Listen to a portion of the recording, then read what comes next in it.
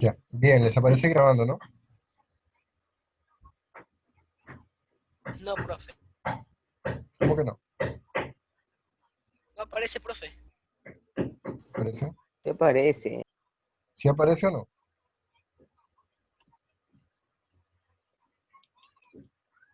Sí, Sí, aparece, teacher, profe. se aparece. Ya, ahora sí, bien. Bueno, ya dejando al lado el lag de la computadora, vamos a comenzar. Entonces, hoy vamos a entrar con sistema circulatorio. eh, Deben faltar como uno o dos temas contando esto, o sea, debe faltar este y otro tema más para dar por terminado todo el tercer bimestre. Quiere decir que muy probablemente hasta la semana que viene es el contenido del examen bimestral. Después de eso no vamos a avanzar con contenido, sino que nos vamos a quedar haciendo repaso para que salgan bien, ¿sí? Porque en el último examen salieron horribles, malísimo.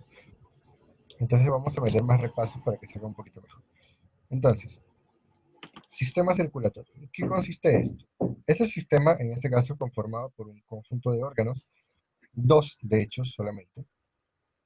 Es quizás uno de los sistemas más sencillos en términos de componentes, o sea, solamente tiene dos componentes distintos, pero es uno de los más complejos a la hora de funcionar, uno de esos órganos solamente.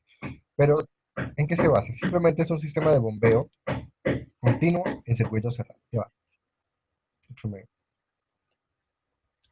no puedo-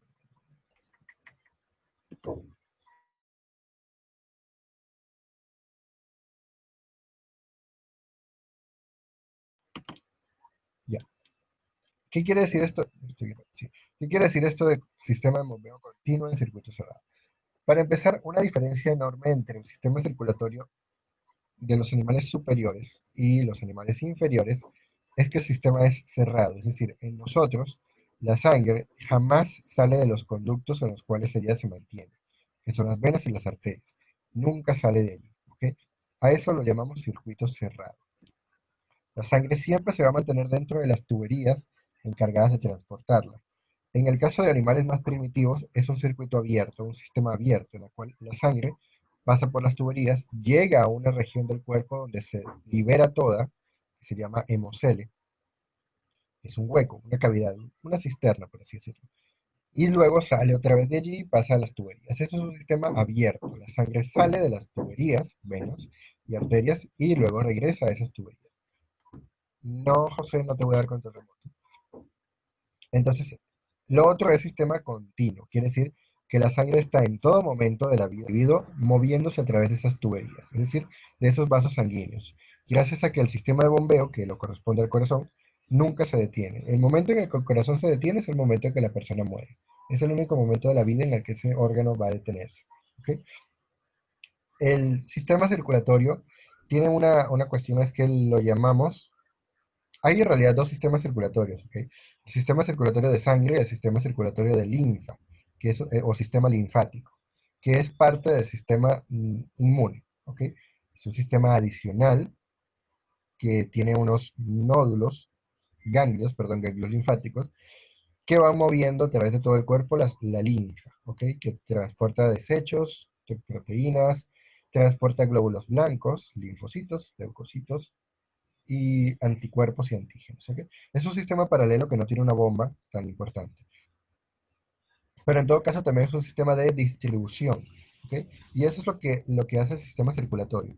Distribuye sangre particularmente, pero en esa sangre distribuye además hormonas, desechos, líquidos, aguas, sales, minerales, proteínas, nutrientes, azúcares, carbohidratos, almidón, glucógeno, un millón de cosas distintas son transportadas a través del sistema circulatorio. ¿Ok? Por todo el cuerpo, hacia todos los tejidos. ¿Ok? Recuerden en este caso que el sistema circulatorio está compuesto por tres cosas, de hecho, de las cuales vamos a ver hoy dos, porque la otra ya la vimos, que es el tejido sanguíneo.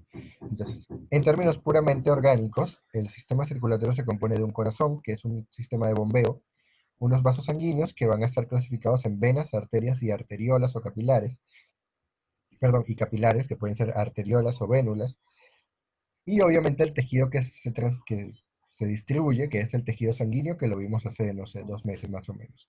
¿Ok? Entonces, los vasos sanguíneos son exageradamente sencillos de entender. El órgano complejo del sistema circulatorio es el corazón. uno de los órganos más complejos que hay en el cuerpo. Es un órgano hueco, es decir, que por dentro tiene cavidades, está vacío, está lleno de aire en realidad, se va llenando de sangre de vez en cuando. Y está formado por un tejido muscular muy particular. Recuerden que había tres tipos de tejido muscular: el estriado esquelético, el estriado cardíaco y el liso. En este caso, el estriado cardíaco es el que forma el miocardio, ¿ok? Que traducido significa músculo cardíaco. Es esto que vemos acá, muy grueso, eso es el miocardio, ¿ok? Son, es, son paredes bastante gruesas de músculo, y ya recordarán de cuando vimos esa clase las características especiales que tenía. Por ejemplo, una transmisión mucho más eficiente del impulso nervioso, que era más susceptible al calcio, que tenía los discos intercalares que permitían ese transporte mucho más rápido de, del impulso eléctrico, etc. ¿Ok? Además, va a estar rodeado interna y externamente por dos membranas protectoras. Internamente por una llamada endocardio y una externa llamada pericardio. ¿Ok? Cuando esas membranas se inflaman por diversos motivos, infecciones bacterianas a menudo o infecciones virales, se produce respectivamente una endocarditis o una pericarditis, que son eh, respuestas a infecciones que pueden complicarse mucho y obviamente causar la muerte de la persona. Son bastante delicadas de tratar. ¿Ok? El sistema, ese hueco, o más bien, la parte hueca del corazón va a estar dividida en cuatro cavidades en seres humanos, específicamente en mamíferos. Solamente en mamíferos va a tener esa división en cuatro cavidades. En reptiles va a estar dividido en tres, en aves va a estar dividido en cuatro, en anfibios dividido en dos y en peces dividido en dos. Y más abajo en una sola, ¿ok? O sea, más abajo en la evolución de los animales. Entonces, va a estar dividido en dos aurículas, izquierda y derecha, y dos ventrículos, izquierdo y derecho, ¿ok?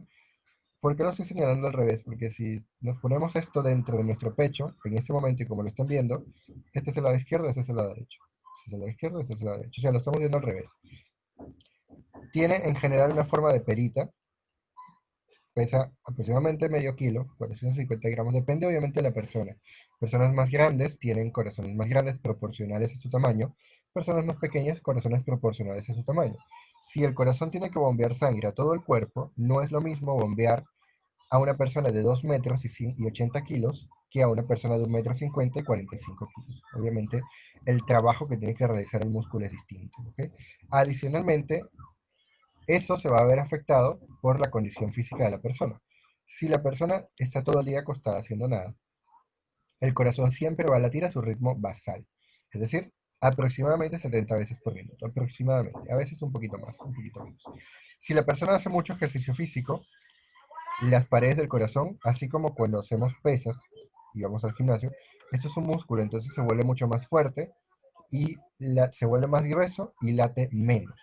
¿Por qué? Porque tiene más fuerza y cada contracción es capaz de hacer que salga más sangre. Entonces el corazón deja de latir tan rápido y hace el mismo trabajo con menor esfuerzo. ¿Ok? Cuando la persona hace mucha actividad física. Si es el caso contrario, que la persona hace muy poca, el corazón se vuelve más delgado, tiene que latir más rápido para poder bombear la misma cantidad de sangre. ¿Ok? Además, el corazón de la mujer es en general más pequeño y más, no más débil, sino menos musculoso que el de un hombre. ¿Ok? ¿Por qué? Por diferencias de tamaño y hormonales, solamente. ¿Ok? Obviamente, si la mujer hace mucho ejercicio físico, su corazón va a ser mucho más fuerte que el de un hombre que esté todo el día en una oficina. La edad también afecta ese rendimiento. Mientras más vieja la persona, el corazón se vuelve más débil. ¿Ok? Empieza a latir más suave, pero no porque la condición física mejore, sino porque se vuelve más débil, obviamente. Si esto late todos los días sin parar, por 50 años el corazón empieza a debilitarse un poco. Y mientras más joven la persona, o sea, los bebés, el corazón late muchísimo más rápido. ¿Ok? Ahora, una característica importante del corazón es que él tiene un sistema nervioso propio, entre comillas. ¿Ok? Los latidos del corazón son controlados por el sistema nervioso, liberando una hormona que creo que ya la vimos, que se llama, se me olvidó, ya que me distraje con mi hermano, adrenalina, ¿ok? La adrenalina o epinefrina, cualquiera de los dos nombres es correcto, es la que le dice al corazón qué tan rápido o qué tan lento va a latir. Cuando el corazón necesita latir rápido, el cerebro manda una señal que produce adrenalina, ¿ok? O la manda directamente él desde el sistema nervioso al corazón, libera noradrenalina directamente del corazón y aumenta los latidos. Si tiene que bajar el latido, deja de liberar adrenalina, ¿ok? Y mientras menos adrenalina, más suave late el corazón. Sin embargo, el impulso nervioso del corazón no se origina en el cerebro, se origina en el propio corazón. Eso lo vamos a ver en unas 5 diapositivas más, ¿ok? Que es el sistema nodal. Ya le di clic, pero no avanza. Acá está.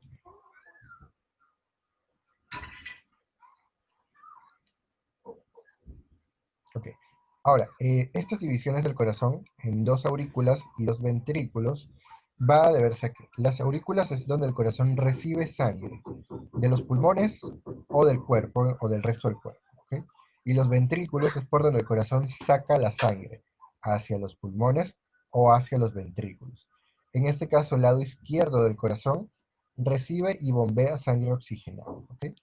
En la foto, el lado derecho es el lado izquierdo, ¿ok? Recuerden, imaginen que esto va dentro de su pecho, entonces para ponerlo dentro de su pecho tienen que darle la vuelta y colocarlo. Entonces, el lado este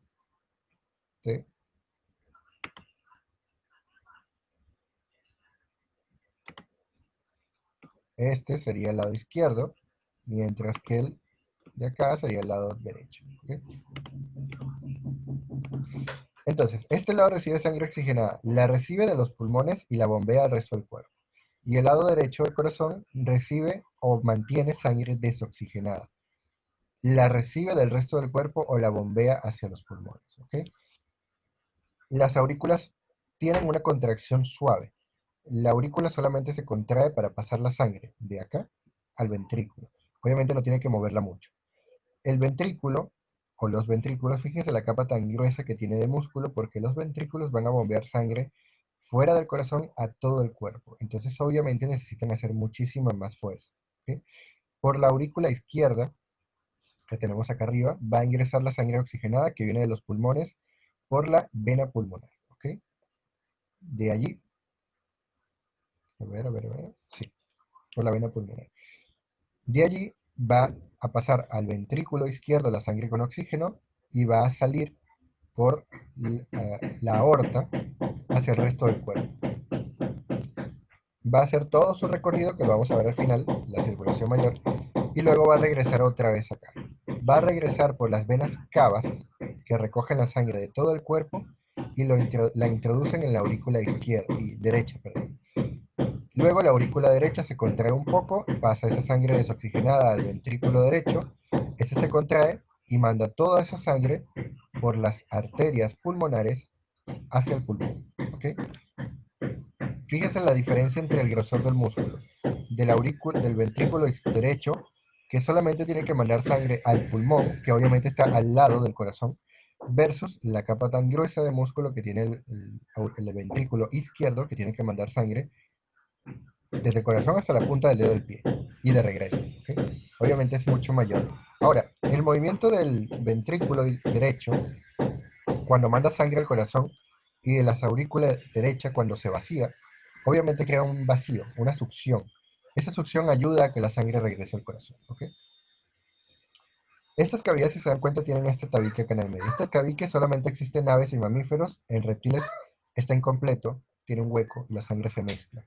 Este tabique, llamado tabique ventricular, luego tenemos tabiques auriculares, que es este, aurícula, ventrículo, aurícula, ventrículo, ventrículo, ventrículo. O sea, vamos a dibujarlo acá, un colorcito que se vea. Tenemos un tabique acá, un tabique que se para acá, un tabique que se para acá.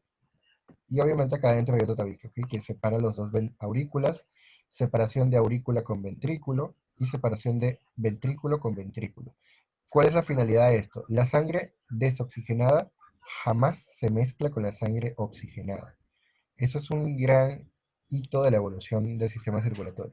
Imaginen que el corazón está bombeando como loco acá, mandando sangre a los pulmones para que se llene de oxígeno. Luego cuando la recibe, la va a mezclar con sangre sin oxígeno.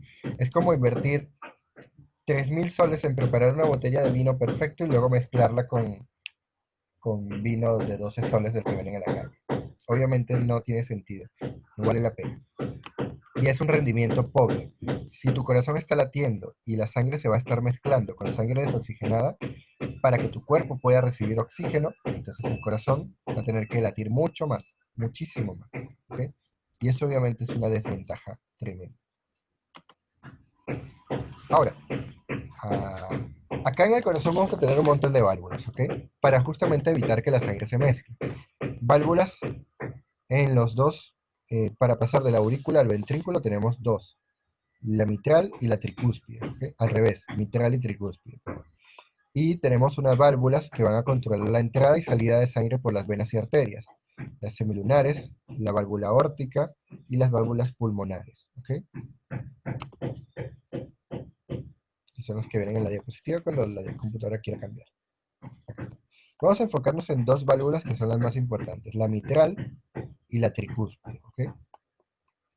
La mitral está ubicada en la cavidad izquierda del corazón, o sea, en el lado izquierdo, y separa la aurícula izquierda del ventrículo izquierdo, ¿ok? O sea, el lado oxigenado del corazón. ¿Cuál es la función de esto? Que cuando la sangre pasa de la aurícula izquierda al ventrículo izquierdo, no se regresa. Imagina que que la aurícula se contrae y la sangre pasa acá, ¿ok? Esta válvula se va a cerrar para evitar el reflujo, porque si hay reflujo, o sea que la sangre se regresa, tenemos dos consecuencias. La primera, que la sangre oxigenada regresa a los pulmones y hace que sea ineficiente la transferencia de gases. Lo otro es que si la sangre se está regresando por la aurícula, no va a salir por la aorta. Entonces no va a tener fuerza y no va a llegar al resto del cuerpo. Y el cuerpo obviamente no se va a oxigenar bien y se pueden empezar a morir los tejidos. Tenemos esta es la válvula mitral. Está compuesta por dos partes, ¿ok? Una parte superior y una parte inferior que se llaman valvas. Valvas, ¿ok? Esas valvas se cierran muy fuertemente. Sin embargo, puede haber enfermedades. Por ejemplo, prolapso mitral, regurgitación mitral y estenosis mitral. Rápidamente cada una. Prolapso no cierran bien. Regurgitación tampoco. Hay un reflujo, ¿ok? O sea, no cierra bien, hay un reflujo, y en estenosis mitral es que se cierran, se van llenando de grasa probablemente, y el tubo se va haciendo más delgado cada vez. Obviamente, eso no permite que la sangre pulmonar oxigenada ingrese al ventrículo como debe, y no se produce luego no llega suficiente sangre al resto del cuerpo. Estas tres enfermedades son comunes, lamentablemente son comunes en jóvenes. La última no, las primeras dos. A menudo son condiciones con las que naces, y obviamente tienen consecuencias graves. La válvula tricúspide, que está ubicada en en el lado derecho, va a hacer el mismo proceso. Va a controlar que la sangre pase de la aurícula derecha al ventrículo derecho y que no se regrese, ¿ok? Sin embargo, aparentemente la válvula tricúspide no falla tanto. Y se llama tricúspide porque tiene tres válvulas, ¿ok? Mientras que la mitral solamente tiene dos. Y acá a la izquierda de la foto las vemos cuando están abiertas. Y tienen que abrirse bastante y cerrarse bastante. Tenemos las válvulas pulmonares y aórticas que controlan respectivamente la arteria pulmonar, que manda sangre a los pulmones, y la arteria aorta, que manda sangre al resto del cuerpo. Evitan que cuando la sangre sale del corazón, se regrese, ¿ok?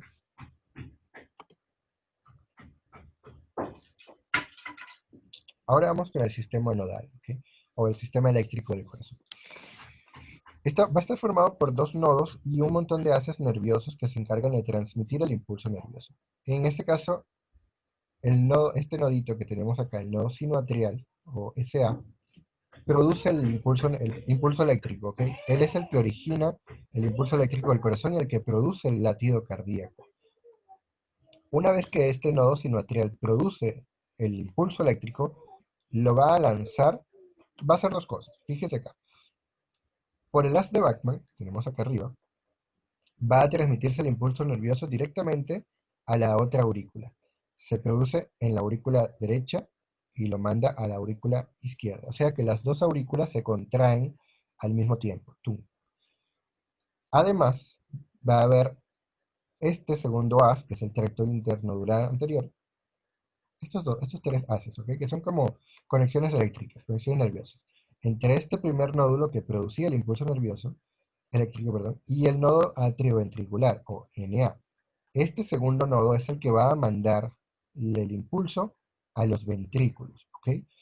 Llega acá y luego se transmite por el haz de His, está acá, el fascículo de His, hasta acá, y luego estas dos ramas van a alcanzar un montón de ramitas nerviosas que se llaman fibras de Purkinje, que van a distribuir el impulso nervioso por todo el ventrículo, ¿ok? Son como las ramificaciones de estos nervios, pero no son nervios, por cierto.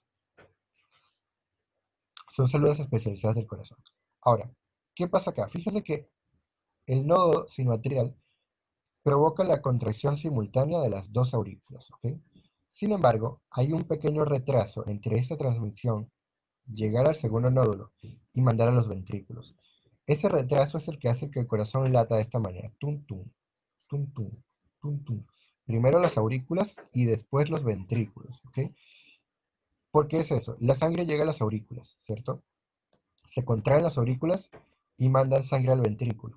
Y una vez que el ventrículo se llena de sangre, es que él tiene que contraerse y mandar la sangre a donde tiene que mandar. Si los cuatro se contraen al mismo tiempo, ¿qué pasaría? La sangre está en la aurícula, la manda al ventrículo, pero el ventrículo ya está contraído. Si ya está contraído, no hay espacio. Entonces la sangre no va a llegar nunca al ventrículo, no se va a mover de donde está. Y el corazón obviamente no haría nada, no latiría, ¿ok? No mandaría, no haría absolutamente nada. Entonces, ese retraso que observamos en el pulso de unas fracciones de segundo se debe a esta transmisión tardía, ¿ok? Obviamente acá en el nodo atrioventricular hay un proceso fisiológico súper complejo de por qué esto tarda más, ¿ok? No es solamente por distancia, es por otro factor. Pero hay un retraso que es lo importante. Ese retraso es el que provoca el patrón característico del latido. Tenemos un latido, tum, un retraso, un segundo latido, tum, y ahora sí el periodo de espera. Y luego repetimos, tum, tum, espera, tum, tum, espera. ¿Ok? Ahora, acá tienen escrito cómo funciona la explicación para que la vayan leyendo y después la copia. ¿Ok? Se inicia acá, se transmite acá y luego va para acá, para acá. ¿Ok? Ahora, el movimiento del corazón lo vamos a dividir en dos partes. La parte de la contracción la llamamos sístole. Obviamente el impulso no es continuo, ocurre y se detiene. Ocurre y se detiene, ocurre y se detiene, ocurre y se detiene. Cada vez que se detiene, el corazón se relaja como cualquier músculo y ese proceso lo llamamos diástole, ¿ok? ¿Por qué se tiene que relajar? Porque si está todo el tiempo contraído, entonces no puede entrar sangre, obviamente, a las aurículas. Entonces tiene que bombea la sangre, se relaja, se llena de sangre, se vuelve a contraer, se vuelve a llenar de sangre, se vuelve a contraer, se vuelve a llenar. Eso por toda la vida de la persona. Ahora cambia pues. Ahora vamos a terminar con los vasos sanguíneos, a ver si va a dar tiempo. Entonces, igual, es esto para que lo copien, pueden copiarlo más corto si quieren, solamente para que tengan todos los detalles. El sistema de vasos sanguíneos, y aquí yo incluí la sangre adicionalmente, para que ya la vimos, una clase completa separada de esto. Pero el sistema sanguíneo lo vamos a dividir en tres tipos de conducto: arterias, venas y capilares. Estas divisiones no tienen que ver necesariamente con la sangre que pasa por ellos, sino con la estructura de ese tubo. La arteria va a transportar sangre oxigenada que viene del corazón al resto del cuerpo, ¿ok? O en general, sangre que sale del corazón, no que va hacia el corazón, ¿ok? Tienen paredes muy gruesas porque estas deben contraerse para mantener el flujo de sangre, o sea, las arterias se contraen también, suave, pero lo hacen. Y están formadas por tres partes: una parte externa de tejido conectivo, una parte interna de músculo liso y otra capa epitelial interna que se llama endotelio, que es un tipo de tejido epitelial que solamente está en los sistemas sanguíneos, ¿ok? Entonces la arteria, como tiene músculo, se puede contraer y puede mandar sangre. Las venas pueden hacer lo mismo, sin embargo, las venas van a ser menos elásticas, ¿ok? Es decir, el tejido conectivo que tienen las venas es más delgado, lo que le brinda menos elasticidad. Y al mismo tiempo van a tener válvulas que no tienen las arterias. ¿Para qué son las válvulas? Para evitar que la sangre se regrese, ¿ok? Si la sangre tiene que fluir de la punta del dedo del pie al corazón, es decir, va en contra de la gravedad.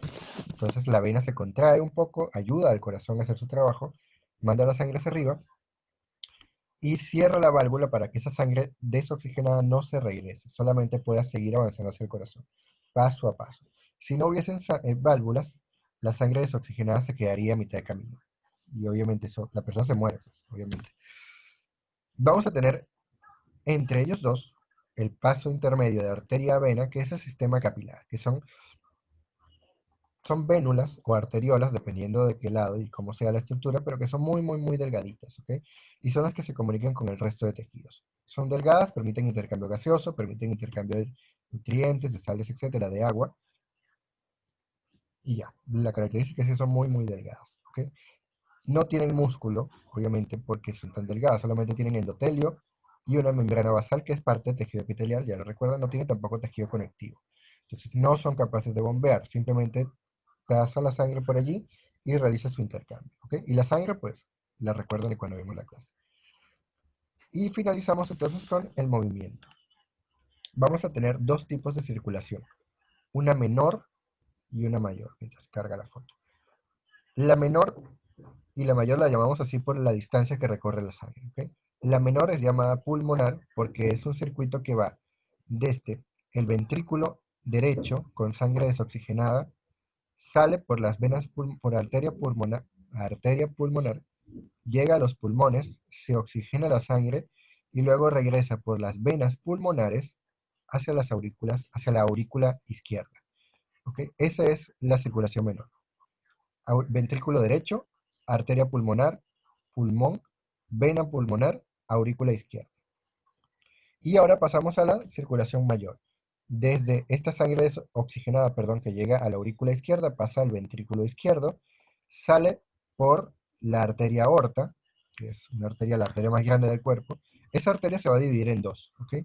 Una parte va al cerebro y otra parte va al resto del cuerpo. En ambos casos, la sangre oxigenada llega a todo el sistema, a todos los tejidos, deja su oxígeno y regresa al corazón por las dos venas cavas, ¿ok? La parte superior e inferior que se unen y luego llegan otra vez al ventrículo, a la aurícula, perdón, derecha, desoxigenada. Y se repite. Entonces, ventrículo izquierdo, arteria aorta, se divide, cerebro, resto del cuerpo, regresa por las venas cavas a la aurícula derecha. Y luego repite la pulmonar, ¿ok? Entonces, chicos, queda menos de un minuto. ¿Alguna duda? Rapidito, rapidito, rapidito. No, profe. ¿Ya? Ya. Bien, de todas No, maneras, profe. antes de que se cierre, cualquier duda que tengan me escriben por WhatsApp, ¿ok? Cualquier pregunta que tengan. Y que van a tener tarea de esto, una investigación.